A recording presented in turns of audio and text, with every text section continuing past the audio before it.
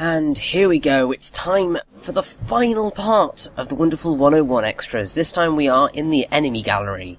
It's basically exactly the same as the character galleries, except you look at the enemies, and they don't have all the information on them, because that's all in the Geathjerk files.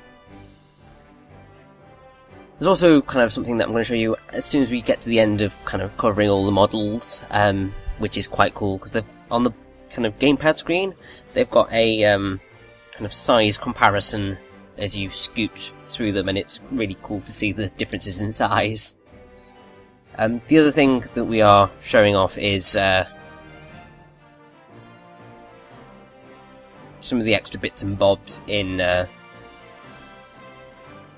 the item things you can see.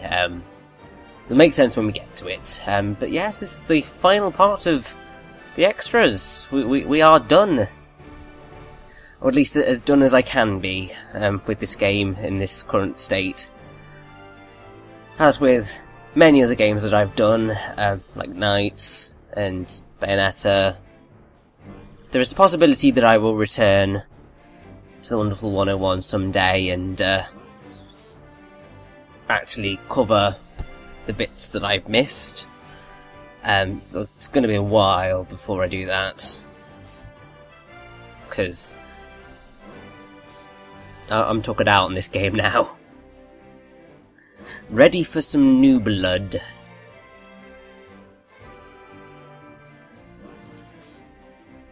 But I do quite like having this here, because as with the Wonderful 1 character files, when they appear in-game, you don't really tend to peruse them a lot. Whereas having it here means that you can spend the time to kind of look at the clever little things like its footprint, and I'm not quite sure what the thing in the bottom right is. It's either its heart or it's something of its internal organs.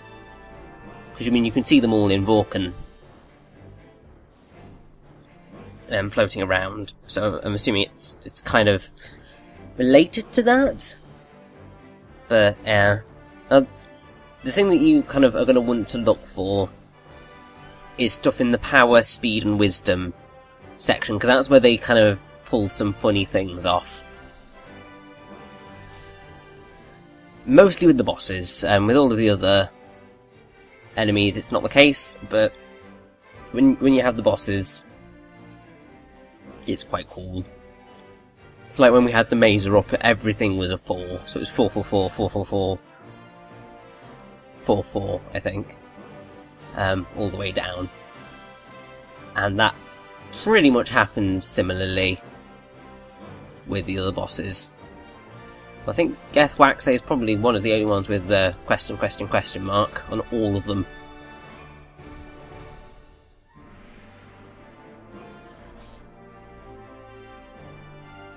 I hate you Gagagina equipped with Kofun landing assault weapon. You were evil.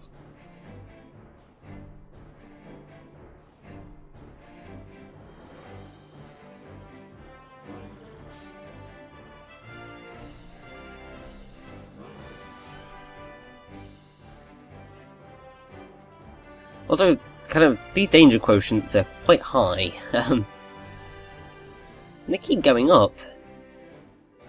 It's quite terrifying. Although, quite cleverly, they are linked in with the operation that they turn up in. So, while Eugene is Operation 5 and his danger quotient is 550, Vaiki is Chapter 7, 700%. Gigagoon Khan, Chapter 8, 850%.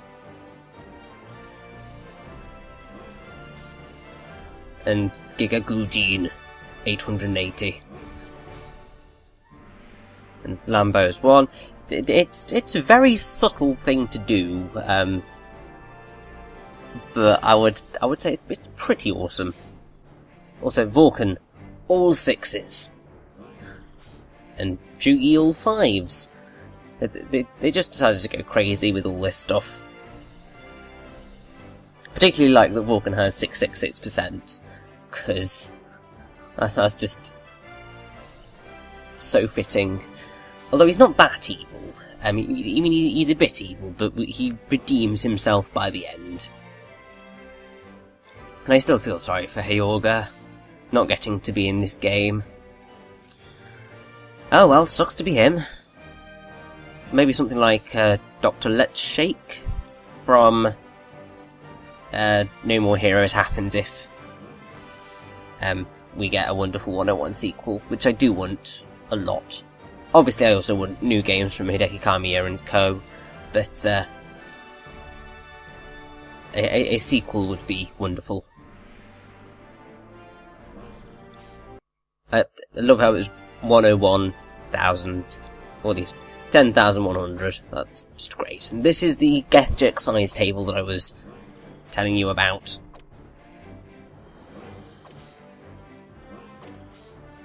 Now obviously you could physically see this in the game, you could kind of get your scale right. But it's very funny just seeing them all lined up against one another. Because some of these things are tiny, and some of them are huge. It's particularly evident when you start getting into the bosses. Because they're gigantic.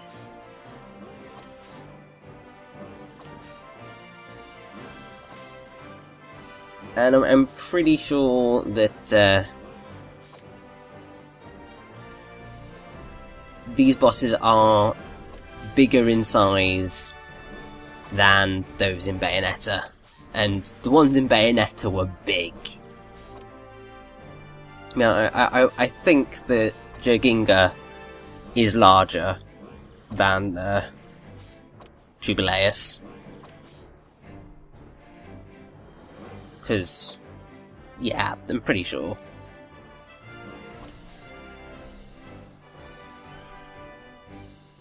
And that's just insane. Makes me suspect that the final boss of Bayonetta 2 is going to be just ridiculous in scale. And that is going to be a wonderful moment. Also, that's Spikey.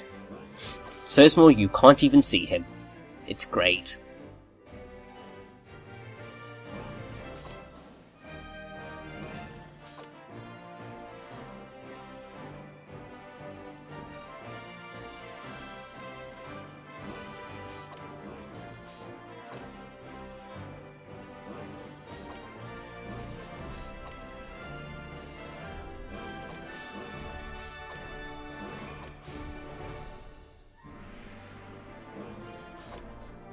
And then we have what is the biggest thing in the game alongside Geathjerk, say, Geathjerk Planet Destruction form. I mean, that guy's huge.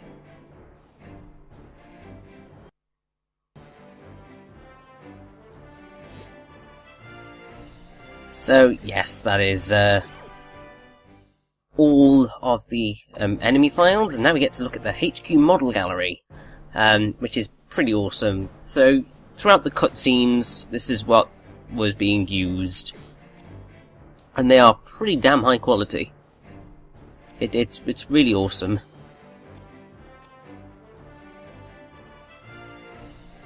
I mean, the other really awesome thing is that they did go to the effort of having the 2 damaged variants that kind of get progressively worse as you kind of get through the game. And they went to that effort. And obviously they do have this all visible on the smaller models as well. Which you wouldn't expect that level of detail, but it's here, and it's great.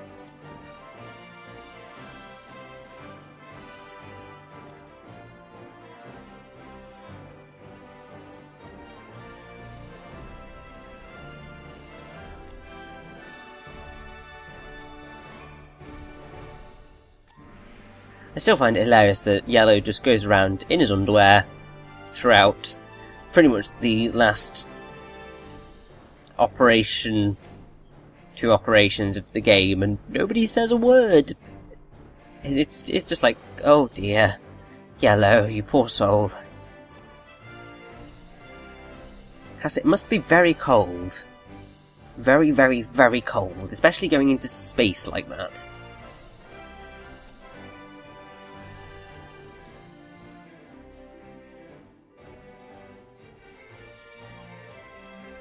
Ah, Luca. Lots of people really dislike Luca. It's understandable. I mean, he caused mass destruction, but I do feel sorry for him and feel that kind of what happened kind of does justify... Well, it doesn't justify what he did, but it makes sense of what he did. Because it's a horrible thing to happen.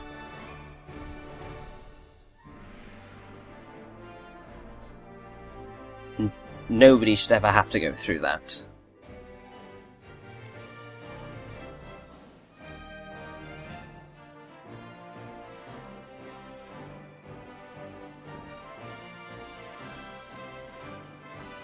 Ah, Vision. Wonderful Vision. Such a cow. I really do think that she is a total foundation face.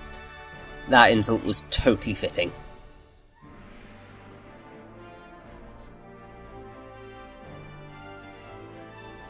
And now we head into the last bit of the HQ model gallery, which is kind of like Immorta and kind of all the extra characters. We don't really have a lot of screen time, like the students, but they still have models with freakishly long arms. Dominic.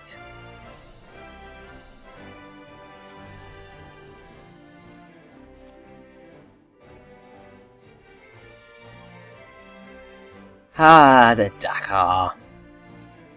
Love that ship. It's great. And obviously the Shirogane Comet. Can't do without that. And the Platinum Robo. Best robot ever. And that covers that. So we've covered everything in the galleries that is possible to cover. And now we are just going to look at a few things that are left in the main menu. And that will cover us for the entire game. I will have shown off everything that is physically available to me. I feel sad that it's over. I'm glad, but it still feels sad, because this game is wonderful, and I will still say, if you have the opportunity to go out and get it, get it. Because it's so worth it. So worth it. Now, if you wanted a kind of tutorial on how to do your Unite Morphs, have a look in here, because it's got everything for you. And there is also a quick help button on the gamepad during gameplay, which you can click on that and teach you things. So even though the game doesn't kind of explicitly teach you everything as you play the game, you have the opportunity to learn it, and that is a great thing. And now I think our last task is to look at all of the items that you can get. There's quite a lot, and quite a lot of them are similar. But they do look quite tasty if very crystallized and very shiny. I mean, they don't look quite edible, these wonderful cakes and soups, but they're pretty glorious.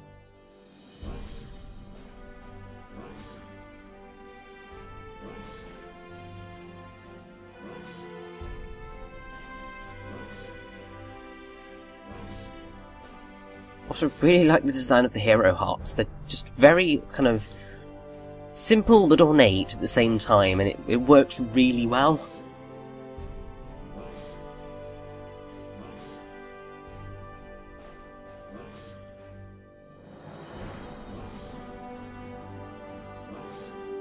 And I mean, I never really used the items in general throughout the game, unless it's health, because I would prefer to keep my ranking as high as possible, but also only use them if it's absolutely necessary.